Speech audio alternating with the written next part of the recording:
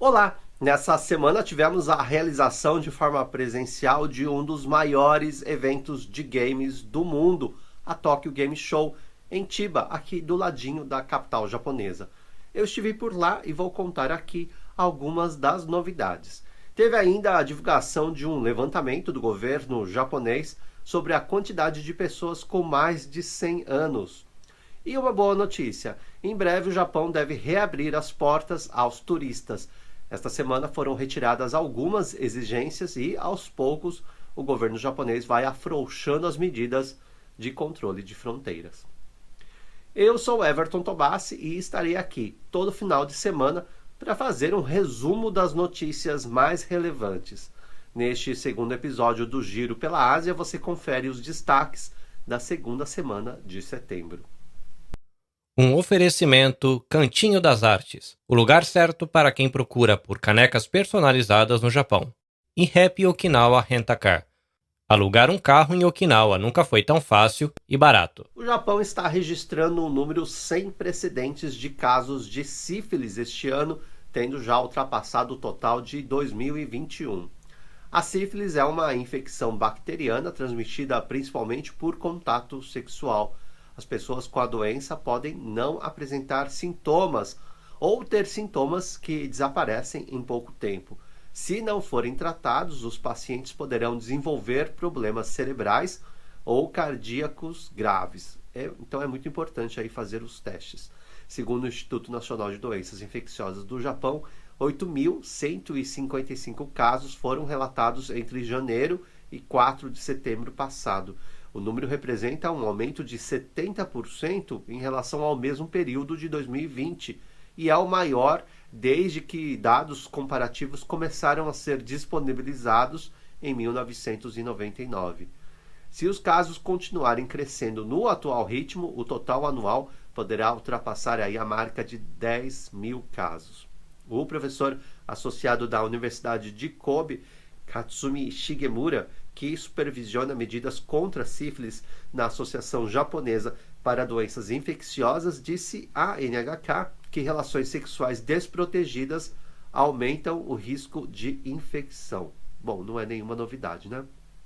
De acordo com o pesquisador, o número vem aumentando porque as pessoas estão tendo contatos sexuais com inúmeros parceiros que encontram pela internet e também pelos aplicativos de encontro. Shigemura enfatiza que a sífilis tem cura, por isso as pessoas que estiverem preocupadas com a possível infecção não devem hesitar em fazer o teste.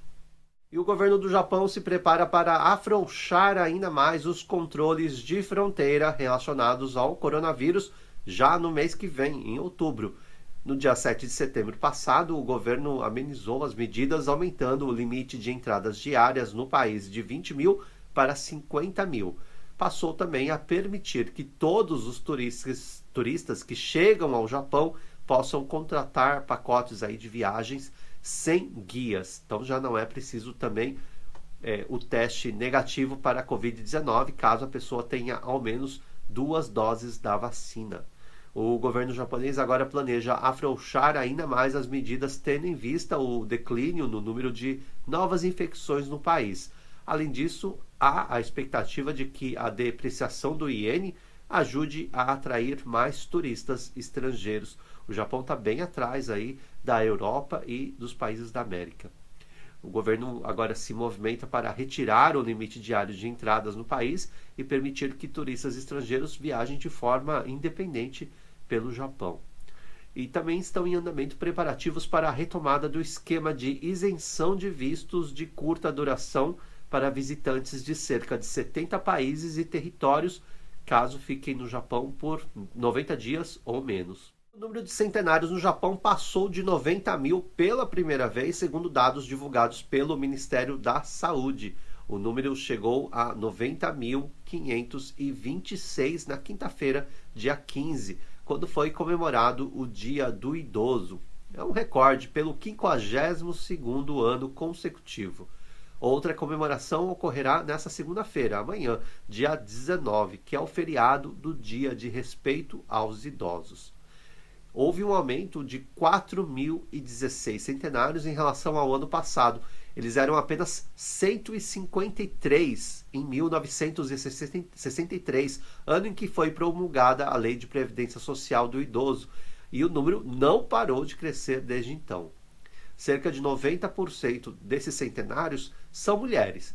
Entre elas está Fusa Tatsumi, de 115 anos, que mora em Kashiwara, na província de Osaka, e é atualmente a pessoa mais velha do mundo, aliás, mais velha do Japão.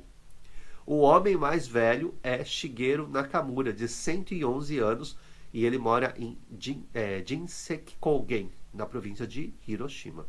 E as perspectivas de fornecimento de eletricidade no Japão no inverno melhoraram depois que o país garantiu capacidade extra de geração de energia por meio de leilões públicos. Mesmo assim, o governo japonês planeja pedir a ajuda dos consumidores para economizar energia elétrica. De acordo com um levantamento divulgado nessa semana, a taxa de reserva da capacidade de geração de energia para 10 regiões, incluindo aí a área metropolitana de Tóquio, deve ficar acima do mínimo de 3%. Isso garante um fornecimento estável em janeiro e fevereiro. No final de junho, a proporção estava prevista para cair abaixo de 3% em 8 das 10 regiões em janeiro e 2 em fevereiro. Embora os temores de uma crise de energia dessa crise de energia tenham diminuído, o Ministério da Indústria disse que famílias e empresas seriam solicitadas a economizar eletricidade dentro de um intervalo razoável nesse inverno. O maior problema é que a aquisição de gás natural liquefeito continua instável por causa da guerra na Ucrânia, por causa da invasão da Rússia na Ucrânia. O governo fez um pedido nacional de economia de energia no verão passado pela primeira vez desde 2015, solicitando aí a população a apagar as luzes desnecessárias e deixar o ar-condicionado em 28 graus Celsius. E o youtuber e comediante Whindersson Nunes demonstrou gratidão do começo ao fim do seu espetáculo, realizado no final de semana passado, lá na província de Shizuoka. Ele abriu o show agradecendo a presença de todos, fez algumas reflexões sobre o comportamento das pessoas na atualidade e contou aí as suas piadas. O público morreu de rir. Antes de subir ao palco, o Whindersson participou de uma coletiva e conversou com os jornalistas. Ele contou as suas experiências com a cultura japonesa e falou um pouco da sua presença aqui no país. O Whindersson esteve no Japão pela primeira vez em 2019. Na ocasião, ele tinha feito 3 apresentações. O artista também contou sobre esse seu lado aventureiro. Ele tinha publicado um story dizendo que queria subir o Monte Fuji, e foi o que ele fez. Assim que chegou ao Japão, o youtuber escalou o Monte Fuji e realizou aí um sonho. O Whindersson enfatizou 3 pontos que são as suas motivações, que é a música, a piada e ajudar as pessoas. Para ele, esses segmentos unem as pessoas, mesmo que elas tenham diferentes opiniões. E é verdade, né?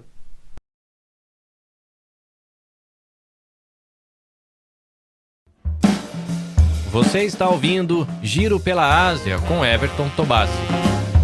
Uma pesquisa revelou que 13,6% dos casais, aliás, de japoneses se conheceram via online, usando mídias sociais ou mesmo aplicativos de encontros.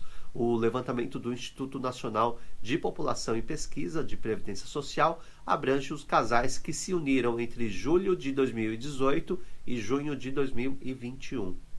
Já a proporção entre aqueles que se conheceram no ambiente de trabalho chegou a 28,2% para os que se casaram no triênio anterior.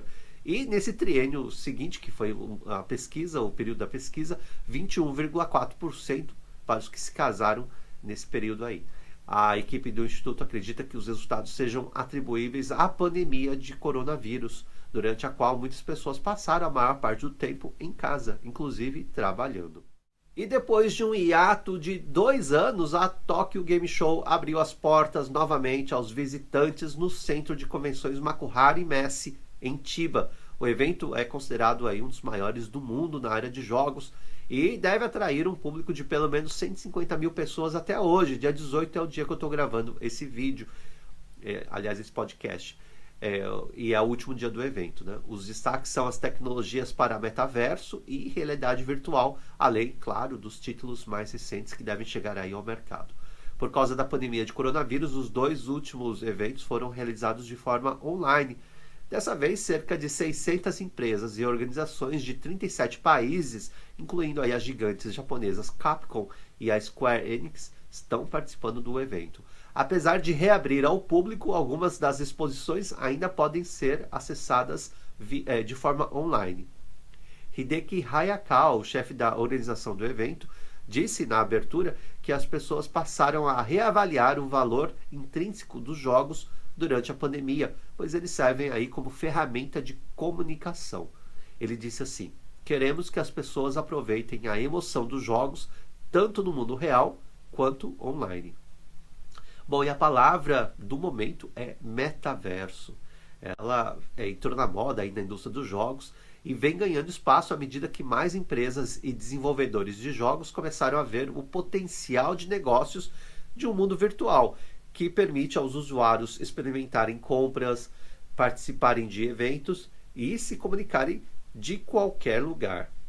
Além das grandes empresas aí que apresentaram novidades na feira, a gente teve a participação modesta, mas olha, muito chamativa e um motivo de orgulho para todos nós, de uma empresa brasileira, a VR Monkey.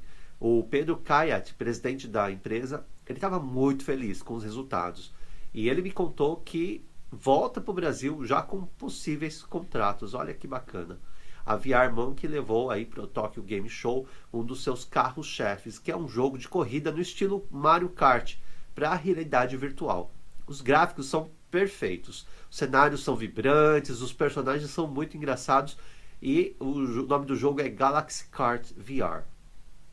A Tokyo Game Show é um dos 3 maiores eventos de jogos do mundo, junto com a E3 lá nos Estados Unidos e a Gamescom na Alemanha.